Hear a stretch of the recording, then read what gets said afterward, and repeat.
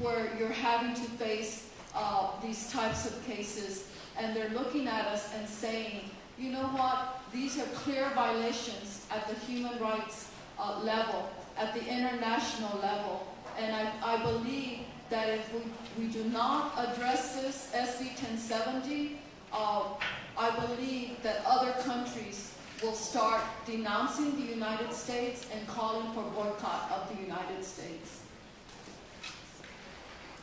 Well, let me just thank you for your testimony. I think you're all very courageous and brave individuals, and I want to thank you for speaking out. Thank you, Congressman. We appreciate it very much. Mr. Post. Yeah, my first question is for Ms. Rodriguez. Thank you so much for joining us today. And you've reached a great degree of success, and frankly, much of what we're hearing again is so upsetting to so many of us. And I know that we are sharing this here with the American people. I know that they too are upset with this, but I'm sure that along the way you've also encountered the other side of the American people, and have had mentors and people who have helped you achieve your heights. I would love to give you the opportunity to share with us the story of one or two, maybe teachers or professors or people who believed in you, that you have the opportunity to recognize in a public situation, so that we can also show that side of the American people. I can't even begin to think who, because there's so many. When I was 10, I already was involved in doing tobacco prevention in my community. I started doing theater for social change when I was Catherine's age.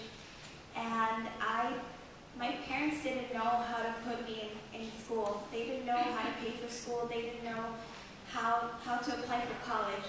And so I made tons of mentors.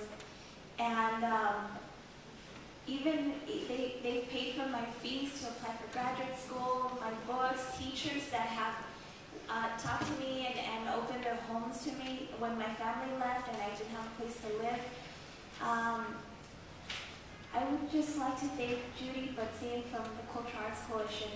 She works in communities, opening creative ways of expression for community students and children and people of all ages. Salvador Reza, Tupac, a lot of people that really have helped me. Dr. Vélez Ibáñez, the Department Chair of Chicano Studies at ASU. He's the one that told me, Mija, you can go to Harvard. They'll be honored to have you. And I didn't believe him because they don't even want me in Arizona, I thought. And when I got my letter and I saw that it said, congratulations, you've been accepted, I thought that I had applied to the wrong school or that they sent it to the wrong Silvia Rodriguez.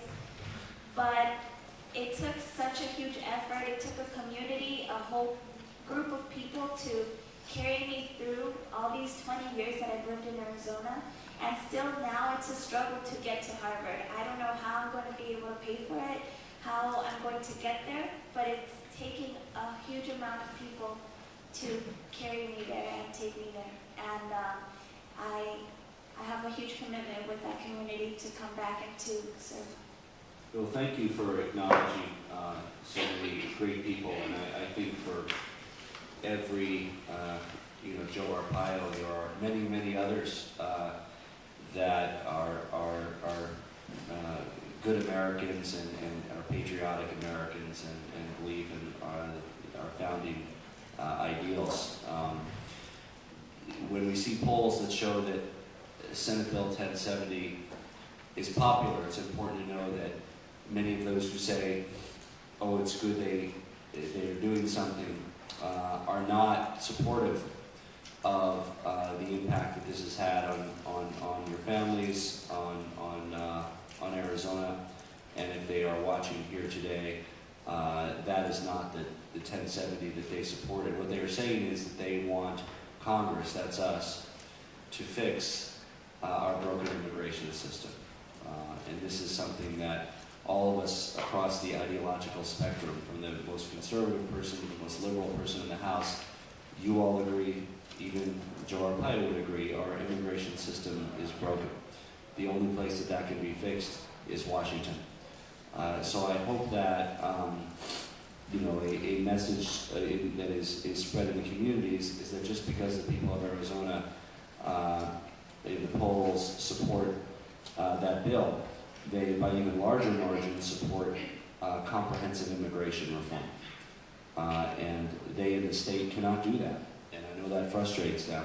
Only us in Congress can do that, which is why you are all here.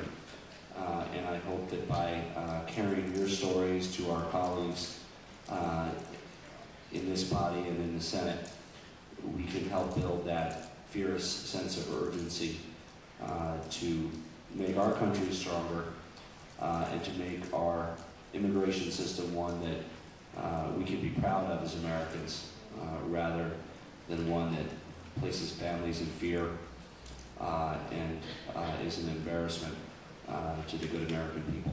And I yield that.